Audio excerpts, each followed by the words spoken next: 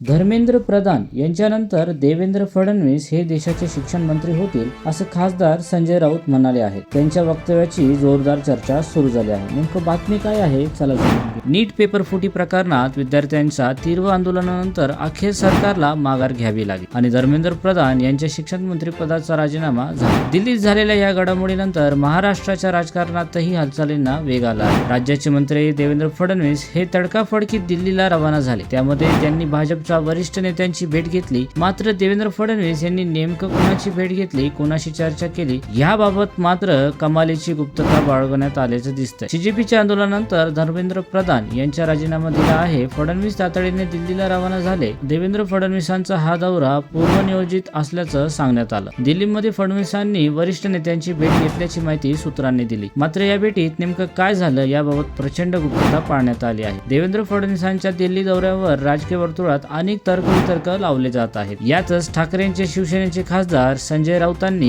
केलेल्या एका दाव्यामुळे मोठी खळबळ उडाली आहे. देशाचे नवे शिक्षण मंत्री म्हणून देवेंद्र फडणवीसांना संधी मिळू शकते असं संजय राऊतांनी म्हटलं. त्यामुळे फडणवीसांच्या दिल्ली दौऱ्याचं नेमकं कारण काय याबाबत चर्चांना उधाण आलं आहे. ज्यांना झुरळ म्हणून हिनावलं त्यांच्या समोरच केंद्र सरकारला झुकावं लागलं आहे. धर्मेंद्र प्रधान यांनी शनिवारी दुपारी आपल्या मंत्रिपदाचा राजीनामा दिला. संध्याकाळी पंतप्रधान नरेंद्र मोदी यांनी त्यांचा राजीनामा स्वीकारला. त्यामुळे गेल्या 35 दिवसापासून दिल्लीतील जंतर मंतर इथे कॉक्रोच जनता पार्टी आणि विद्यार्थ्यांकडून सुरू असलेल्या आंदोलनाला अखेर यश आलं आहे. नीट पेपर फुटी धर्मेंद्र प्रधान यांनी राजीनामा द्यावा अशी मागणी सीजेपी सह देशभरातील विद्यार्थ्यांनी केली होती. या आंदोलनाचा लोन फक्त दिल्लीपर्यंत मर्यादित राहिला नाही तर ते संपूर्ण देशात पसरलं. त्यामुळे सरकारला धर्मेंद्र प्रधान यांचा राजीनामा द्यावा लागला. मोदी सरकारचा 12 वर्षाच्या कार्यकाळात एखाद्या जन आंदोलनामुळे थेट मंत्र्याला राजीनामा द्यावा लागण्याची ही पाळी पहिल्यांदाच आली आहे. धर्मेंद्र प्रधानने राजीनामा दिल्यानंतर सीजेपी आणि सरकारमध्ये बैठक पार पडली. सीजेपीच्या अन्य प्रमुख मागण्यांवर बैठकीत चर्चा झाली आणि उर्वरित 3 मागण्या देखील सरकारने मान्य केल्याचं त्यांनी संयुक्त पत्रकार